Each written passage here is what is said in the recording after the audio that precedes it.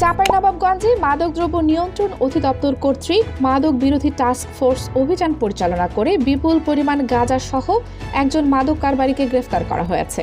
16 জানুয়ারি শুক্রবার সকাল 6:30টায় চাঁপাইনবাবগঞ্জ জেলার সদর মডেল থানাধীন আমনুরা ঝিলিম বাজার এলাকায় গোপন সংবাদের ভিত্তিতে পরিচালিত অভিযানে চাঁপাইনবাবগঞ্জ সদর উপজেলার আমনুরা ঝিলিম বাজার সংলগ্ন মৃত বাহার আলীর ছেলে মোহাম্মদ আলম আলীকে গ্রেফতার করা হয়। দেশ দর্পণ নিউজ, দেশের সাধারণ জনগণের সংবাদ মাধ্যম।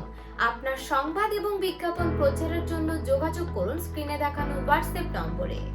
অভিযানকালে তার দখল ও হেফাজত থেকে একটি কাপড়ের ব্যাগে কাগজে মোড়ানো ছোট বড় 206টি গাঁজার পুরিয়া যার ওজন 1 কেজি এবং অপর একটি ব্যাগে পলিথিনে মোড়ানো ছোট বড় 26টি গাঁজার পোটলা যার ওজন 250 গ্রাম উদ্ধার করা হয়।